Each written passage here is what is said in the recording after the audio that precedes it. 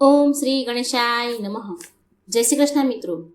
શારદીય પવિત્ર નવરાત્રિ ચાલી રહી છે અને આ નવરાત્રિમાં આપણે સાંભળીએ છીએ શ્રીમદ દેવી ભાગવત પુરાણ કથા. ખૂબ જ પવિત્ર પુરાણ કથા છે. નવરાત્રિમાં સાંભળવાથી મા દુર્ગા પ્રસન્ન થઈ અને સુખ સમૃદ્ધિ શાંતિ સારું આરોગ્યના આશીર્વાદ આપે છે અને અંતે મોક્ષ પ્રદાન કરે છે. તો પ્રિય ભક્તગણો, તમને વિનંતી છે કે શ્રીમદ દેવી ભાગવત પુરાણ આપણે પૂરું સાંભળીશું. આગળના વિડીયોમાં મેં સ્કંદ પહેલો મૂકી દીધો છે અને આજના વિડીયોમાં હું સ્કંદ બીજો મૂકવા જઈ રહી છું. માટે અંત સુધી જરૂર સાંભળજો, પૂરી શ્રદ્ધા અને મનથી સાંભળજો. આપણા સર્વ કષ્ટો દૂર થશે આ સાંભળવાથી. તો બોલો મા દુર્ગાની જય. ઓમ નમઃ શિવાય. સ્કંદ બીજો, સત્યવતીના જન્મની કથા. ઋષિ મુનિએ સૂતજીને પૂછ્યું, હે મહાભાગ, આપની આ અસ્પષ્ટ વાણીથી અમો આશ્ચર્યચકિત થઈ ગયા છીએ. આથી અમારા મનમાં ઘણો પ્રશ્નો ઉપસ્થિત થયા છે. સર્વપ્રથમ તો પરમ પતિવ્રતા સત્યવતી પોતાના પિતાને ત્યાં રહ્યા હતા. તે સમયે એમના થકી વ્યાસનો જન્મ કેવી રીતે થયો? ત્યાર પછી એ જ સ્થિતિમાં રાજા શાંતનુનું સત્યવતી સાથે વિવાહ કરી 2 પુત્રો કેવી રીતે ઉત્પન્ન કર્યા? હે સૂતજી, આપ તો નૈષ્ઠિક પુરુષ છો, આપ અમને આ રહસ્યમય કથા કહેવાની કૃપા કરો. સૂતજી કહે છે, જે આદિશક્તિ છે તથા જેમની કૃપા ધર્મ અર્થ અને કામ તથા મોક્ષ સુલભ થઈ જાય છે, એવા પરમ શક્તિને પ્રણામ કરીને હું આ પુરાણ સંબંધિત પાવન પ્રસંગોનું વર્ણન આપ સૌને સંભળાવું છું. એક પરમ સત્યવાદી ધાર્મિક ઉપરીચર નામનો રાજા હતો. એમની રાજધાની દેશમાં હતી. એમને પાસે પુષ્કળ ધનરાશિ હતી. તેમની એક સુંદર રાણી હતી. એનું નામ હતું ગિરિકા. આ ગિરિકા પોતાના ઋતુકાળમાં સ્નાન કરી અને નિવૃત્ત થયા ત્યારે તેમણે પૂષણ વન વ્રત કર્યું અને ત્યાર પછી રાજા ઉપરીચર પાસે પુત્ર પ્રાપ્તિ અર્થે માંગણી કરી. ત્યારે ઉપરીચર રાજાને અગાઉ 5 પુત્રો તો હતા. એ 5 પુત્રોને અલગ અલગ દેશોના રાજા બનાવ્યા હતા અને ત્યારબાદ રાણીએ આવી માંગણી કરી ત્યારે ઉપરીચર રાજાએ એ તરફ લક્ષ્ય આપ્યું નહીં અને પિતૃઓની આજ્ઞાથી તેમણે વનમાં મૃગ્યા શિકાર કરવા જવું પડ્યું હતું. તેમના મન હૃદયમાં પોતાની પત્ની પ્રત્યે અપાર પ્રેમ હોવાના કારણે તથા પત્નીએ માંગણી કરી હતી તે યાદ આવતા અને એમનામાં કામ ઉત્પન્ન થતા એમનામાંથી વીર્યસ્ખલન થઈ ગયું. રાજાએ વિચાર્યું, મારું આ વીર્ય અમોઘ છે, માટે કરીને હું આ વીર્ય મારી સ્ત્રીને મોકલી આપું. આમ વિચાર કરતા જ રાજાએ એ વીર્ય અભિમંત્રિત કરી એક વડલાના પાનનો દોરો પડિયો બનાવીને તેમાં મૂક્યો. પાસે એક બાજ પક્ષી હતું.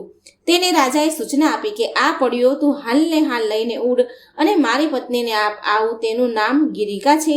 તેની હમણાં જ તેના ઋતુકાળથી નિવૃત્ત થઈ છે. સૂતજી કહેવા લાગ્યા. આમ કહી ઉપરીસર રાજાએ પડિયો બાજને આપ્યો. બાજ ઉપરીસરની આજ્ઞાથી પડિયો લઈને એમને ઘેરે જવા પડ્યો. ત્યારે આકાશ માર્ગમાં જતા તેને વચમાં કેટલાક બાજ પક્ષીઓ જોયા કે આ માંસ લઈને જાય છે. એમ વિચારી બાજ પક્ષી ઉપર હુમલો કર્યો. તે સમયે બાજની ચાંચમાંથી એ પડિયો છટકી ગયો. બરાબર નીચે જ યમુના નદી વહેતી હતી, તેમાં જઈ પડ્યો. એ જ સમયે એક સ્વર્ગની અપ્સરા યમુનામાં સ્નાન કરી રહી હતી. તેણીએ એક બ્રાહ્મણને દેવવંદનને સ્તુતિ કરતા સ્નાન કરતો હતો. તેને જોઈને અપ્સરાને કુબુદ્ધિ સૂજી અને અપ્સરાએ જળમાં ડૂબકી લગાવી બ્રાહ્મણના પગ પાસે જઈ તેને પકડી લીધો. એ વખતે બ્રાહ્મણ પ્રાણાયામ કરતો હતો.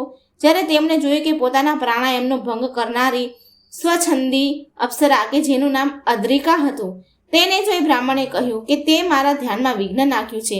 મને ધ્યાન ભંગ કર્યું એટલે તને શ્રાપ આપું છું કે તું માછલી થઈ જા. અને બ્રાહ્મણના શ્રાપથી તરત ચદ્રિકા નામની અપ્સરા માછલી બની ગઈ અને યમુના નદીમાં ફરતી હતી. તે જ સમયે બાજના ચાંચમાંથી પેલો પડિયો યમુના નદીમાં પડ્યો અને જળમાં પેલું વીર્ય પડ્યું. એ તરત જ માછલીના રૂપમાં રહેલી અપ્સરા તેને ગળી પેટમાં ઉતારી દીધું. હે મુનિવરો, બ્રાહ્મણના શ્રાપથી માછલી થઈ ગયેલી અપ્સરાએ બ્રાહ્મણને શાપ મુક્ત કરવા વિનંતી કરી. ત્યારે બ્રાહ્મણને થયું કે ક્રોધમાં આવીને મેં શાપ આપ્યો છે. ત્યારે અપ્સરાને કહેવા લાગ્યા કે કલ્યાણી, તું શોક ન કર. હું તને શાપ મુક્તિનો સમય કહું છું. જ્યારે તારા પેટમાં 2 માનવ પુત્રો ઉત્પન્ન થશે ત્યારે તારો શ્રાપથી ઉદ્ધાર થશે. બ્રાહ્મણના વચનોથી અપ્સરાએ સમયની રાહ જોતી માછલી રૂપે યમુનામાં ફરવા લાગી અને થોડા સમય પછી માછીમારની જાળમાં સંપડાઈ ગઈ. કિનારે લાવી માછીમારોએ તેને ચીરી નાખતા તેનું મરણ થયું અને બ્રાહ્મણના શાપમાંથી ચંદ્રિકા નામની અપ્સરા મુક્ત થઈ પોતાના મૂળ સ્વરૂપે સ્વર્ગે ચાલી ગઈ. આ બાજુ માછીમારોએ માછલીનું પેટ ચીરતા તેમને 2 સુંદર બાળકો દેખાયા. માછીઓનું ઘણું આશ્ચર્ય થયું. એ બંને બાળકોને લઈને રાજા ઉપરીચર પાસે ગયા અને એ બંને બાળકો ઉપરીચરને સોંપ્યા. રાજા ઉપરીચરે ને પણ માછલીના પેટમાંથી બાળકો નીકળ્યા જાણે ઘણું આશ્ચર્ય થયું. એ 2 બાળકોમાં એક પુત્ર હતો અને એક પુત્રી હતી. રાજા ઉપરીચરે પુત્રને પોતાની પાસે રાખી લીધો અને મોટો થતાં જ એ બાળક મત્સ્યરાજ તરીકે પ્રખ્યાત થયા. જ્યારે પેલી બાળકીને માછીમારોએ સોંપી દીધી. આ એ જ કન્યા કાલી કે મત્સ્યાદરી કે મત્સ્યગંધા તરીકે ઓળખાવા લાગી, કારણ કે તેના શરીરમાંથી માછલીની ગંધ પ્રસરતી હતી. એ કન્યા માછીમારને ત્યાં મોટી થવા લાગી. વ્યાસ ભગવાનની ઉત્પત્તિની કથા. સૂતજી કહેવા લાગ્યા કે હે મુનિઓ, આ મત્સ્ય કન્યા જ્યારે યુવાન થઈ અને યમુનાના કિનારે બેઠી હતી એ સમયે મહા તેજસ્વી તપસ્વી પરાશરજી તીર્થટન કરતા હતા. ફરતા ફરતા યમુના કિનારે આવ્યા ત્યારે દેવયોગ આ કન્યાને જોઈને મુનિ કામ વશ વિહવળ થઈ ગયા અને કન્યાનો હાથ પકડી લીધો. તે સમયે પેલી કન્યા બોલી, હે મુનિવર, આપ તો ઉત્તમ એવા કુળના છો અને હું તો માછી કન્યા છું. મારા શરીરમાંથી માછલીની ગંધ પ્રસરે છે. મને જોતા આપે કામ ભાવે મારો હાથ ગ્રહણ કેમ કર્યો? મત્સ્યગંધાનું કહેવું સાંભળી મુનિ પરાશરજીને પોતાના યોગ બળે મત્સ્યગંધાના શરીરમાંથી માછલીની દુર્ગંધને બદલી કસ્તુરીની સુગંધ નીકળવા લાગી એવી બનાવી દીધી. આથી તેના શરીરમાંથી કસ્તુરીની સુગંધ 4 કોષ સુધી ફેલાઈ ગઈ. આથી તેનું એક બીજું નામ યોજન ગંધા એવું પણ પડ્યું. અને એ કન્યા પરાશરજીને કહેવા લાગી કે હે મુનિવર, દિવસનો ઉજાસ હોઈને સમાજ જોઈ રહ્યો હશે. વળી સમાજે મારું ઘર છે, સમાજ જ મારું ઘર છે, એટલે મારા પિતા પણ બેઠા છે. યોજન ગંધાનું કહેવું સાંભળી મુનિ પરાશરે પોતાના તપોબળે 4 તરફ ધુમ્મસનું વાતાવરણ કરી નાખ્યું અને આ ધુમ્મસને લઈને 4 તરફ અંધકાર છવાઈ ગયો. ત્યારે પરાશરજી તેની પાસે આવ્યા એટલે યોજન ગંધા કહેવા લાગી કે હે મુનિવર, હું એક કુંવરી કન્યા છું અને તમારા થકી જ હું ગર્ભ ધારણ કરીશ તો સમાજને અને મારા પિતાને હું કઈ રીતે સમજાવી શકીશ? ત્યારે પરાશરજી કહેવા લાગ્યા કે હે કન્યા, તું મારા સંસર્ગમાં આવવાથી ગર્ભ ધારણ કરીશ, તેમ છતાં તારા પિતાને કે સમાજને આ રહસ્યને પામી નહીં શકે, માટે ચિંતિત થઈશ નહીં. એટલું જ નહીં, તું કુમારી કન્યા જ રહીશ. ત્યારે યોજન ગંધાએ મુનિવર પાસે પોતાની ઈચ્છા પ્રગટ કરી. તમારાથી મને ગર્ભ રહેતો એ બાળક પુત્ર જ હોય અને તેનામાં મહાન શક્તિઓ હોય, જે આપના જેવો શક્તિશાળી હોય તથા તેને 3 લોકમાં ખ્યાતિ થાય, તથા હું આજીવન કસ્તુરીની સુગંધવાળી જ રહું તથા હું કુંવારી જ રહું. યોજન ગંધાની ઈચ્છાઓને જાણી પરાશરજી કહેવા લાગ્યા, હે સુંદરી, હે સુંદર કન્યા, તારા ગર્ભથી ઉત્પન્ન થનારો પુત્ર જ હશે અને એ પુરાણોનો રચનાકાર થશે. વેદોના અધ્યયન તેના રહસ્યને સમજીને 4 ભાગ કરશે. તેમજ તારી ઈચ્છા પ્રમાણે તે પુત્રની પ્રતિષ્ઠા 3 લોકમાં સ્થાપિત થશે તથા તારા શરીરમાંથી નીકળતી સુગંધ કાયમ રહેશે. તેમજ તું નવ યૌવનના કુંવારિકા જ રહીશ અને પછી તું સત્યવતી નામે ઓળખાઈશ. આમ તે કન્યાને ઈચ્છા પ્રમાણે વચન આપ્યું અને ત્યારે પછી સત્યવતીએ પરાશરજીની ઈચ્છા પૂર્ણ કરી. પરાશરજીએ ત્યાર પછી યમુનામાં સ્નાન કર્યું અને ત્યાંથી ચાલ્યા ગયા. આ તરફ સત્યવતી એના પિતા પાસે ઘરે આવી ગઈ. સત્યવતી એના પિતા પાસે ઘરે આવી. સમાજ કે તેના પતિને આ રહસ્યની જાણ થઈ નહીં. સત્યવતીએ ગર્ભ ધારણ કર્યો અને સમય જતાં પુત્રને જન્મ આપ્યો. એ પુત્ર એટલે ભગવાન વ્યાસજી. જન્મતાની સાથે જ વ્યાસજી મોટા થઈ ગયા અને સત્યવતીને કહેવા લાગ્યા કે માતે, મારી પાસે અપાર શક્તિઓનું બળ છે, કારણ કે જો તમારા ગર્ભમાં આવતા પહેલા મારા મનને તપોનિષ્ઠ બનાવીને જ પ્રવેશ્યો હતો. એટલે હે માતા, તમે તમારા પિતા પાસે જાઓ અને હું તપ કરવા માટે જઉં, પરંતુ જતાં પહેલા તમને વચન આપતો જાઉં છું કે તમને મારી આવશ્યકતા પડે ત્યારે તમે મારું સ્મરણ કરજો. હું તરત જ તમારી પાસે આવી પહોંચીશ. હે મુનિવરો, માતા સત્યવતીને આ પ્રમાણે વચન આપીને વ્યાસજી તપ કરવા ચાલી નીકળ્યા. ત્યારે સત્યવતી પણ પોતાના પિતાને ઘરે ગયા. વ્યાસજીનો આવી રીતે યમુના દ્વીપમાં જન્મ થયો, તેથી તેઓ દ્વૈપાયન પણ કહેવાયા. જ્યારે તેમણે વેદ વ્યાસ જાણી તેને 4 ભાગમાં રચ્યા ત્યારે તેઓ વેદવ્યાસ તરીકે પ્રખ્યાત થયા. હે મુનિઓ, ત્યાર પછી વેદવ્યાસે પુરાણોની રચના કરી, મહાભારતની કથાની રચના કરી. આ આશ્ચર્યજનક કથા પ્રસંગ મેં તમને કહી સંભળાયો. જે કોઈ પાઠક આ કથા પ્રસંગ વાંચે છે કે શ્રવણ કરે છે તેની દુર્ગતિ થતી નથી. એટલું જ નહીં, તે સદા સુખી રહે છે. મહાભીષ અને ગંગાજીને બ્રહ્માજીનો શ્રાપ, શાંતનુ અને ગંગાજીનો વિવાહ, 7 વસુ અને ભીષ્મનો જન્મ. સૂતજીએ મુનિગણોને માછી પુત્રી સત્યવતીનો શાંતનુએ સ્વીકાર કર્યો હતો ત્યાં તથા વ્યાસજીના જન્મની કથા કહી સંભળાય, પરંતુ મુનિઓની જિજ્ઞાસા અને કથાઓ સાંભળવાની ઈચ્છાઓ પૂરી થતી જ નથી. તેથી તેઓ સૂતજીને પ્રશ્ન કરે છે કે પોતાની અન્ય કથાઓ ભક્તિભાવથી સૂતજીના મુખેથી સાંભળી ધન્યતાનો અનુભવ કરે. આથી તેઓએ સૂતજીને પ્રશ્ન કર્યો, હે સૂતજી, મહાભીષ અને ગંગાજીનો વિવાહ થયો કે નહીં? બ્રહ્માજીએ ગંગા અને મહાભીષને શ્રાપ કેમ દીધો? શાંતનુની પ્રથમ પત્ની કોણ હતી જેનાથી ભીષ્મજીનો જન્મ થયો? આ ભીષ્મ વસુ કહેવાય છે. કેમ તે શાંતનુ પુત્ર ભીષ્મએ ઘોર પ્રતિજ્ઞા કયા કારણસર લીધી? આપ અમને તૃપ્ત થાય તે માટે આ સર્વ વૃત્તાંત કહો. મુનિવર્યના પ્રશ્નોથી સૂતજી પ્રસન્ન થયા અને કહેવા લાગ્યા કે હે મુનિઓ, આપ લોક કલ્યાણ અર્થે જ આપને જિજ્ઞાસા વ્યક્ત કરી વધારે કથાઓ સાંભળવા માટે પ્રશ્ન કરો છો, તેથી હું ઘણી પ્રસન્નતા અનુભવું છું. સાંભળો. ઇક્ષ્વાકુ વંશમાં એક મહાભીષ નામે રાજા હતા. તેઓ તેમના સત્યવાદીપણાથી ચક્રવર્તી રાજા તરીકે પ્રખ્યાત થયા. તેમણે 1000 અશ્વમેઘ યજ્ઞો તથા 100 વાજપેયી યજ્ઞો કરાવ્યા હતા અને આથી જ મહાભીષ રાજા ઉપર ઇન્દ્ર પ્રસન્ન થયા અને તેના ફળ સ્વરૂપે તેઓ સ્વર્ગના અધિકારી થયા. આ રાજા મહાભીષ એકવાર બ્રહ્માજી પાસે ગયા. ત્યાં બધા દેવતા બ્રહ્માજીની સેવા કરવા હાજર હતા. ગંગાજી પણ પોતાના પિતામહની સેવામાં હતા. તે સમયે અત્યંત વેગથી પવન આવ્યો અને ગંગાજીના વસ્ત્રો ઉડ્યા. તેથી દેવતાઓએ પોતાની નજર તરત જ ધરતી તરફ નીચી કરી લીધી. ત્યારે રાજા મહાભીષ પણ ત્યાં હતા, પરંતુ તેમણે નિર્ભયતાથી તેમની નજર ગંગાજી તરફ જ રાખી. ત્યારે ગંગાજી પણ તેમની તરફ જોઈ રહ્યા હતા અને આ રીતે તેઓ બંને એકબીજા પ્રતિ આકર્ષણ પામી ચૂક્યા હતા. બ્રહ્માજી આ જોઈ ગયા અને એમનો ક્રોધ વધ્યો. ક્રોધમાં ગંગાજી અને મહાભીષને એક સરખો શાપ આપી બેઠા કે જાઓ રાજન, તમે મૃત્યુલોકમાં જન્મો. આ જ શ્રાપ ગંગાજીને પણ આપ્યો. એ જ સમયે 8 વસુઓ વશિષ્ઠ બાપજીના આશ્રમે તેમની પત્નીઓને સાથે રાખી આવ્યા. આશ્રમમાં એક નંદિની નામની ગાયને જોતા જ જે પ્રધાન વસુ હતા તેમનું નામ ધૌ હતું. એમના પત્નીએ પૂછ્યું કે હે નાથ, આ ઉત્તમ એવી કામધેનુ ગાય કોની છે? ત્યારે ધૌએ કહ્યું, હે સુંદરી સ્ત્રી, આ વશિષ્ઠ મુનિનો આશ્રમ છે અને આ ગાય પણ એમની જ છે. અને જે સ્ત્રી અથવા પુરુષને આ નંદિની નામની કામધેનુ ગાય દૂધપાન કરવા મળી જાય છે અથવા પાન કરે છે તો તેને 10,000 વર્ષનું આયુષ્ય આપોઆપ મળી જાય છે, એટલે કે તે જીવી શકે તથા તેની યુવાની કાયમ રહે.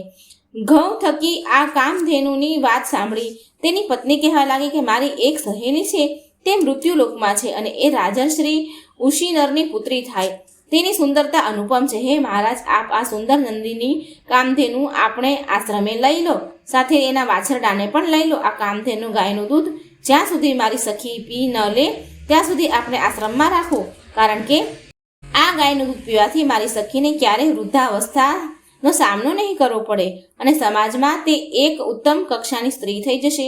ઘઉંનું મનમાં આવી કપટથી કામધેનુ ગાય લઈ જવાનો જરા પણ ઈચ્છા ન હતી, પરંતુ પોતાની સ્ત્રીને રાજી કરવા પોતાના મનને પોતાને વશ રાખનારા એવા વશિષ્ઠ બાપજીનું અપમાન કરી નંદિની ગાયને ચોરી લીધી. પોતાના સ્થાને જતા રહ્યા. આ કામ પૃથુ વગેરે વસુએ પણ આ કામમાં મદદ કરી. અહીંયા વશિષ્ઠજી ફળ ફૂલ લઈને આશ્રમમાં આવ્યા ત્યારે નંદિની ગાયને તેને જોઈ નહીં. ન જોતા તે વાછરડો કોણ ચોરી ગયું જાણવા માટે ધ્યાન કર્યું ત્યારે એમને ખ્યાલ આવી ગયો કે વસુઓએ મારું અપમાન કરીને ગાય વાછરડાને ચોરી લીધા છે. એટલે વશિષ્ઠજીએ એમના અપરાધ બદલ બધા વસુઓને આવો શ્રાપ દીધો. વસુઓને મૃત્યુલોકમાં જન્મ લેવો પડશે એવો શાપ આપી દીધો. આની જાણ બધા વસુઓને થઈ ગઈ. તેથી તેઓ ખિન્ન થઈ બોલ્યા, આપણે શાપગ્રસ્ત થઈ ગયા છીએ. એટલે તે બધા વસુઓ ઋષિના આશ્રમે આવી વશિષ્ઠજીને પ્રસન્ન કરવા માટે તેમના શરણે ગયા અને ઋષિ સામે દયામણી આંખે જોવા લાગ્યા. આથી ઋષિને દયા આવી. તેથી તેઓ બોલ્યા, આપણે તમારે 1 વર્ષ સુધી જ માનવ યોનિમાં રહેવું પડશે, પરંતુ મારી સાથે છળ કરી મારી ગાય ચોરી જનારાએ મોટા ઘઉં નામના વસુને ઘણો વખત માનવ યોનિમાં રહેવું પડશે. આશ્રમમાં આવેલા વસુઓ ત્યાર પછી ગયા રસ્તામાં તેઓએ જોયું તો મહાનદી ગંગા પણ એ જ રસ્તે જઈ રહ્યા હતા. તેથી બધા વસુઓ ગંગાજી સામે આવ્યા અને કહેવા લાગે, હે દેવી, આપ પણ અત્યંત ઉદાસ દેખાઈ રહ્યા છો. હે દેવી, આપ તો નદીઓમાં શ્રેષ્ઠ છો. અમારા શાપનું નિવારણ કરવામાં આપ અમને મદદ કરો. તમે જ મનુષ્ય યોનિમાં જન્મ લઈ લો અને ત્યાર પછી અમે તમારા પુત્ર થઈ અવતરીશું. ત્યાર પછી તમે અમને એક પછી એક જળમાં પધરાવી દેજો. આમ અમે શાપ મુક્ત થઈ જશું. મહારાજ શાંતનુ એક અત્યંત સત્યશીલ રાજવી છે અને રાજર્ષિ પણ છે. તેને આપ અપનાવો અને તેની સાથે વિવાહ કરી પતિ બનાવો. વસુઓની વાત સાંભળીને ગંગાજીએ તરત જ પોતાની સંમતિ આપી દીધી. ત્યારે બધા વસુઓ પોતાને સ્થાને ચાલ્યા ગયા અને દેવી ગંગા પણ ત્યાંથી આગળ ચાલી નીકળ્યા. એમના મનમાં વારંવાર વિચાર આવતો રહ્યો. એ જ સમયગાળામાં મહાભીષનો જન્મ મહારાજ પ્રતીકને ત્યાં પુત્ર રૂપે થયો અને એમનું નામ શાંતનુ રાખવામાં આવ્યું. આ શાંતનુને રાજશ્રી ઉપાધિ મળી. જે સમયે રાજા પ્રતીકે સૂર્યનારાયણનું સ્તવન કર્યું એના પ્રતાપે ફળ સ્વરૂપ એક સુંદર કન્યા જળમાંથી નીકળી અને પ્રતીકના ખોળામાં આવીને બેસી ગઈ. મહારાજ પ્રતીકને આથી ઘણી નવાઈ લાગી. પેલી સુંદર કન્યાને પૂછવા લાગ્યા, હે સુંદરી, તું આમ મારી આ પવિત્ર ડાબી જાંઘ પર કેમ આવીને બેઠી? ત્યારે પેલી સુંદરી કહેવા લાગી, રાજેન્દ્ર, તમે તો કુરુ વંશના એક મહાપ્રતાપી પુરુષ છો, એટલે હું આપને મારા પતિ થાવ એવી ઈચ્છા કરીને હું આપની ગોદમાં બેઠી છું. આપ મારી સેવાનો સ્વીકાર કરો. ત્યારે પ્રતીક રાજા પેલી સુંદરી કન્યાને કહેવા લાગ્યા, હે કલ્યાણી, આમ કામવશ પતિની ખેવના કરતી પારકી સ્ત્રી સાથે હું સંગ નથી કરતો, પરંતુ હે ભામિની, આ મારો ખોળો મારી પુત્રી કે મારી પુત્રવધુ માટે પવિત્ર ખોળો છે. માટે કરીને તું મારા પુત્રની સાથે વિવાહ કર અને મારી પુત્રવધુ બન. પેલી સ્ત્રી પ્રતીકની વાત અને ઈચ્છા સાંભળી ત્યાંથી ચાલી નીકળી. અહીંયા પ્રતીક રાજા પણ પોતાને સ્થાને આવી પહોંચ્યા. થોડો સમય વીત્યો. રાજા પ્રતીકને ત્યાં પુત્ર જન્મ થયો. આ પુત્ર જોતજોતામાં યુવાન થયો. ત્યારે મહારાજ પ્રતીકે તેને પેલી સુંદર કન્યાની વિગત જણાવી અને કહ્યું, પુત્ર, તું એ સુંદર સ્ત્રી સાથે લગ્ન કરી તારી પત્ની બનાવી લે, પરંતુ જ્યારે તેને નદી કિનારે બેઠેલી જોઈને તેની પાસે જઈ તેને એમ પૂછીશ નહીં કે હે સુંદરી, તું કોણ છો, પરંતુ તું તેને તારી ધર્મપત્ની બનાવી લે. એ જ તારા સુખી જીવન માટે ઉચિત છે. સુરજી કહેવા લાગ્યા કે મુનિજનોના આમ પોતાના પુત્રને મહારાજા પ્રતીકે આજ્ઞા કરી અને ખૂબ જ પ્રસન્ન ચિત્ત થઈ તેમણે પોતાના પુત્રને રાજગાદી તમામ સંપત્તિ સોંપી દીધી. ત્યાર પછી પોતે વનમાં ચાલ્યા ગયા અને મહાદેવી જગદંબિકાની આરાધના તપ દ્વારા કરવા લાગ્યા અને ત્યાર પછી તેઓએ દેહ ત્યાગી સ્વર્ગ લોક ચાલ્યા ગયા. મહારાજ શાંતનુના હાથમાં પિતાનું રાજ્ય આવ્યું. તેઓ એક ધર્મપૂર્વક રાજ્યનો તમામ વ્યવહાર કરવા લાગ્યા અને પોતાની પ્રજાને પુત્ર રૂપ સમજી એમની રક્ષા કરવા લાગ્યા. સુતજી કહે છે, આમ પ્રતીક રાજાના સ્વર્ગવાસ પછી આ સતધર્મી મહારાજ શાંતનુ શિકાર કરવાનો વિચાર કરી સુંદર વસ્ત્રો આભૂષણ પહેરી ચાલી નીકળ્યા અને પેલી નદીને કિનારે આવી પહોંચ્યા. ત્યાં તેમને પેલી પોતાના પિતાએ કહેલી હતી તે સુંદર કન્યા બેઠેલી જોઈ અને જોતજોતામાં શાંતનુ તેની પાસે ગયા. પેલી સુંદર સ્ત્રીને ખ્યાલ આવી ગયો કે એ જ મહારાજ મહિષ છે. રાજા શાંતનુ તેની પાસે આવી ગયા. કહેવા લાગ્યા, હે સુંદરી, તું કોઈ દેવી છો કે પછી માનુષી, ગંધર્વ કે યક્ષિણી, નાગકન્યા અથવા તો સ્વર્ગની અપ્સરા છો? તું જે કોઈ પણ હો, તું મારી ધર્મપત્ની બની જા અને સુખી થા. એ જ તારા માટે ઉચિત છે. સુતજી કહેવા લાગ્યા કે રાજા શાંતનુને ખ્યાલ નથી કે તે સ્ત્રી ગંગા પોતે છે, પરંતુ ગંગાને ખ્યાલ આવી ગયો કે આ જ મહાભીષ છે. એટલે કહેવા લાગી, મહારાજ, હું તમને ઓળખું છું. તમે મહારાજ પ્રતીકના પુત્ર છો. એટલે તમે મને એક વચન આપો, એટલે હું તમને પતિ તરીકે સ્વીકાર કરું. પરંતુ તમારે વચનબદ્ધ થવું પડશે. શાંતનુએ પોતાની સંમતિ દર્શાવી. એટલે ગંગાએ કહ્યું, રાજન, તમને પતિ તરીકે સ્વીકારી હું તમારે ત્યાં આવું ત્યાર પછી હું જે કોઈ કાર્ય કરું તે સારું કાર્ય હોય કે ખોટું કાર્ય હોય તે કાર્ય કરતાં તમારાથી મને રોકી શકાય નહીં કે મને કોઈ કટુ વચન સાંભળવાનો કોઈ અધિકાર તમને રહેશે નહીં. હે રાજન, તમે જ્યારે તમારું વચન ભંગ કરશો તરત જ હું તમને છોડીને ચાલી જઈશ. બોલો. ત્યારે શાંતનુ કહે છે, હે સુંદરી, તમારી શરત મને મંજૂર છે. એમ જ્યારે શાંતનુએ કહ્યું એટલે ગંગા પોતાના પૂર્વ પતિ મહાભીષને શાંતનુના રૂપે સ્વીકાર કરી લીધા અને પેલા વસુઓને જન્મ ધારણ કરવા માટેના માર્ગ મોકળો મળી ગયો. ઘણો સમય વીત્યો પછી ગંગાને ગર્ભ રહ્યો અને એક પુત્ર રૂપે વસુનો જન્મ થયો. એટલે ગંગાએ નવજાત બાળકને લઈને નદીમાં પધરાવી દીધું. આમ એક પછી એક એવા 7 વસુઓ પુત્ર રૂપે જન્મ લીધો અને એ સાતેયને ગંગાજીએ નદીમાં પધરાવી દીધા. આથી શાંતનુને પારાવાર દુઃખ થયું. તેમ છતાં વચનબદ્ધ હોય તેઓ ગંગાને કંઈ કહી શક્યા નથી, પરંતુ અંદર ને અંદર દુઃખી થતા રહેતા હતા. પણ જ્યારે 8મો પુત્ર થતા ગંગા તેને લઈને જળમાં પધરાવા જતી હતી ત્યારે શાંતનુ પરિણામની પરવા ન કરતા ગંગાને આપેલું વચન તોડી અટકાવી કહેવા લાગ્યા કે તે મારા 7 પુત્રને મારી નાખ્યા છે, પરંતુ મેં તને રોકી નથી. હવે આ 8મા પુત્રને તું જીવન દાન દે. પૂર્વ જે વસુએ વશિષ્ઠજીની ગાયની ચોરી કરી હતી તે ઘઉ નામનો આ વસુ 8મો પુત્ર થયો હતો.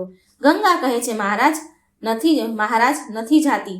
તમે મને આપેલું વચન તોડ્યું છે, માટે હું અહીંયાથી ચાલી જાઉં છું અને આ પુત્રને પણ લઈ જાઉં છું.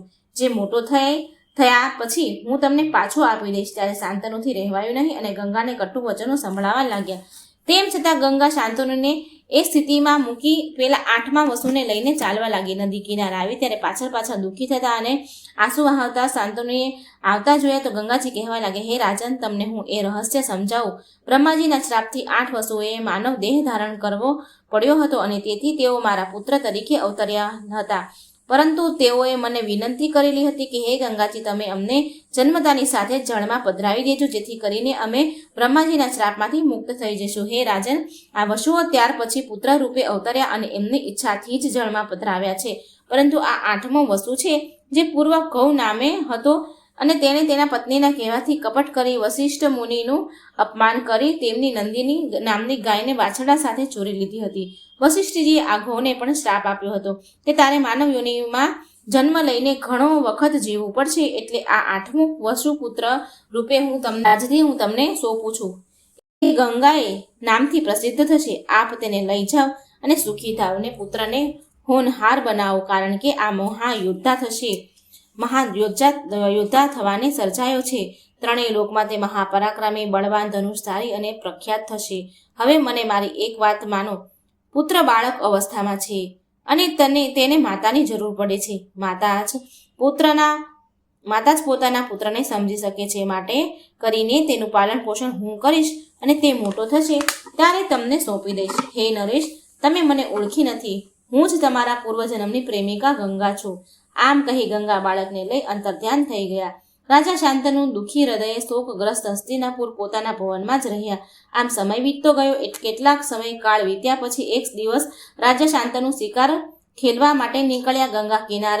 ગંગા નદીના કિનારે આવતા તેમણે જોયું કે કોઈક સુંદર ચહેરાવાળો, સુગઠિત, સ્નાયુબદ્ધ શરીર છે અને હાથમાં મોટું ધનુષ છે અને એ બાળક ધનુષ પણ બાણ ચડાવી લક્ષ્યબંધ કરતો હતો. આ જ એની રમત હતી. શાંતનુ વિચારવા લાગ્યો કે આટલો સુંદર અને પરાક્રમ સ્નાયુબદ્ધ શરીરવાળો આ બાળક કોણ હશે?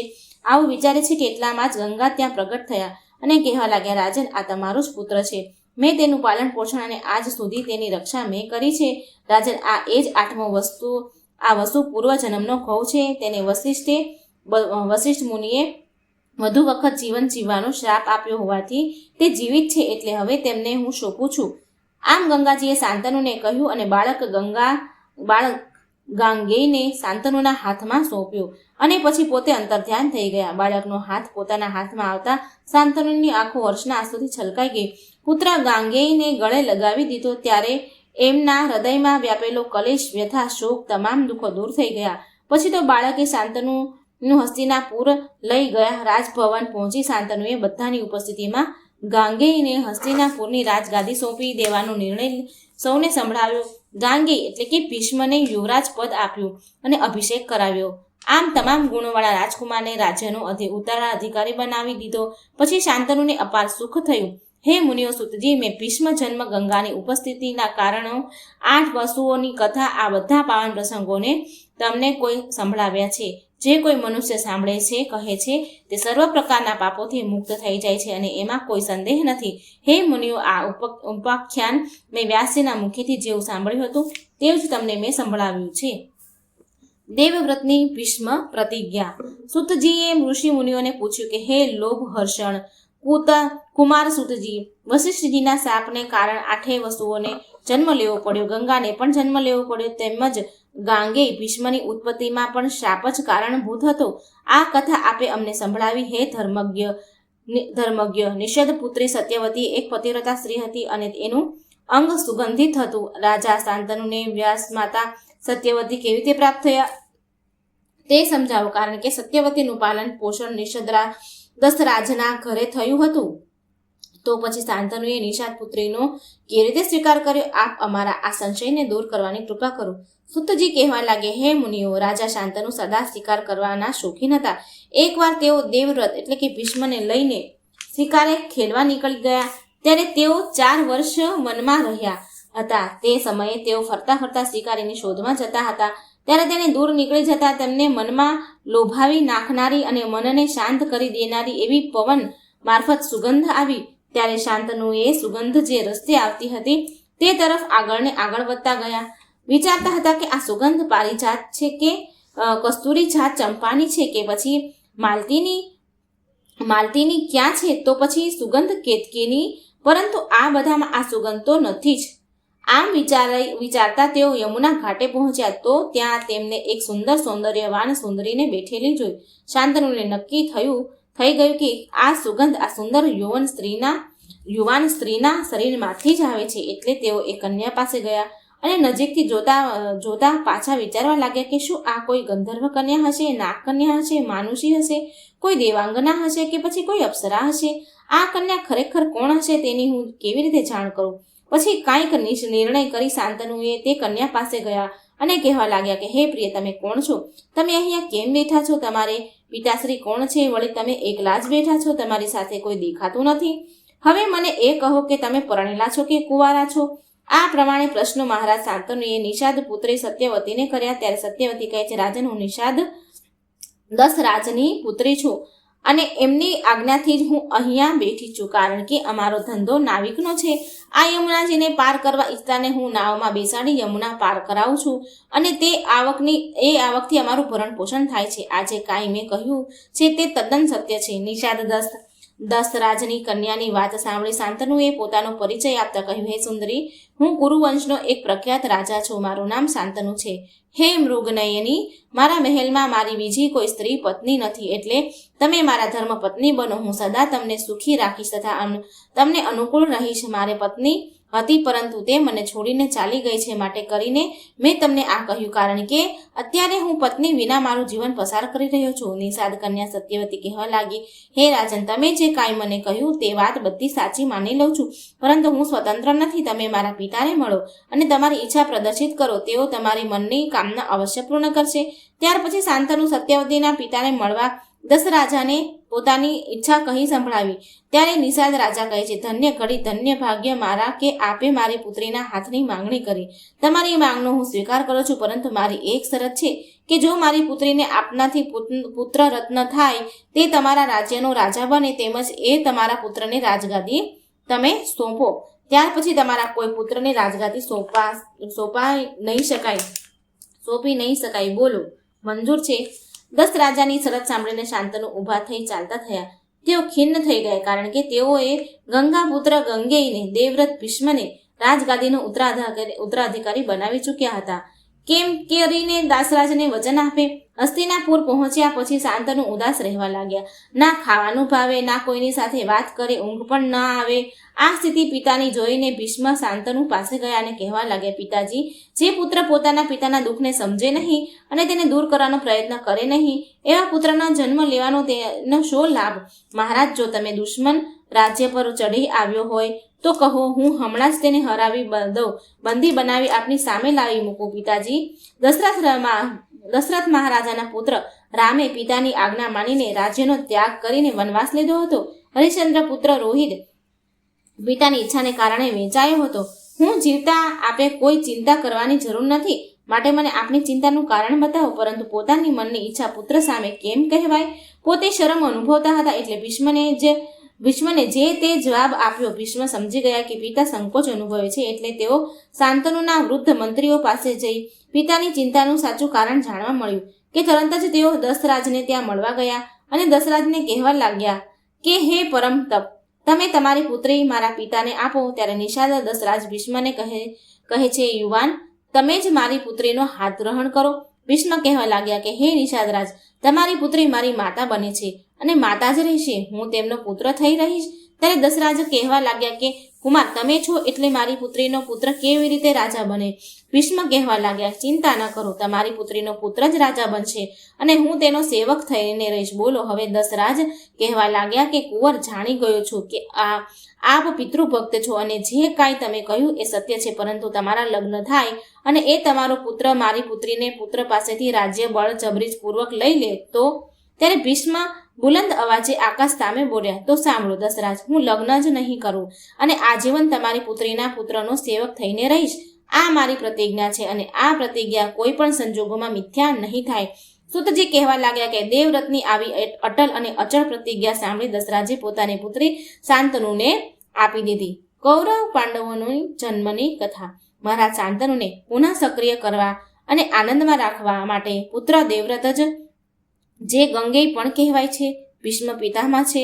દશરાજ પાસે પિતા માટે તેની પુત્રી સત્યવતીની માંગણી કરી. ત્યારે દશરાજે શંકાઓ વ્યક્ત કરતા શાંતનુ પુત્ર દેવવ્રતે ભયંકર કહેવાય તેવી કઠોર પ્રતિજ્ઞા આકાશમાં દેવો સામે નજર કરીને લીધી. પોતે આજીવન કુંવારા રહેશે, લગ્ન નહીં કરે. તદ ઉપરાંત સત્યવતીના પુત્રને રાજા બનાવી તેમને સેવક થઈ રહેશે. સૂતજી કહે છે, દેવવ્રતની આવી કઠોર અને અટલ પ્રતિજ્ઞા સાંભળી દશરાજાએ સત્યવતીને મહારાજ શાંતનુને અર્પણ કરી દીધા. દેવવ્રતે આવી ભીષ્મ પ્રતિજ્ઞા કરી, તેથી તેઓ ભીષ્મ કહેવાયા. હે મુનિવરો, ત્યાર પછી શાંતનુએ સત્યવતીને પોતાની પત્ની કરી સ્થાપી. શાંતનુને ખબર નહોતી કે સત્યવતીનો પહેલો પુત્ર વ્યાસજી હતા, તેની જાણ ન હતી. સમય જતા સત્યવતીને બે પુત્રએ તેને જન્મ આપ્યો. એકનું નામ ચિત્રંગાદ અને બીજાનું નામ વિચિત્રવીર્ય. આ બે પુત્રો સમય જતા મૃત્યુ પામ્યા. ત્યારે વંશને ચાલુ રાખવા સત્યવતીએ પોતાના પ્રથમ પુત્ર વ્યાસને યાદ કર્યા અને વિચિત્રવીર્યના ક્ષેત્રમાં ધૃતરાષ્ટ્રનો જન્મ થયો. આ પુત્ર નેત્રહીન હતો. વિચિત્રવીર્યની પત્નીએ વ્યાસજીને જોઈને આંખો બંધ કરી હતી, તેથી તે પુત્ર ધૃતરાષ્ટ્ર અંધ હતો. ત્યારે બીજી સ્ત્રીએ પોતાના શરીર ઉપર બધે ચંદનનો લેપ કરી નાખવાથી તેનો પુત્ર પાંડુ રોગગ્રસ્ત થયો. ત્રીજી વખત સ્ત્રીએ વ્યાસજી પાસે અંધારાનો લાભ લઈ પોતાને બદલે દાસીને મોકલી આપી. દાસીને પણ પુત્ર થયો.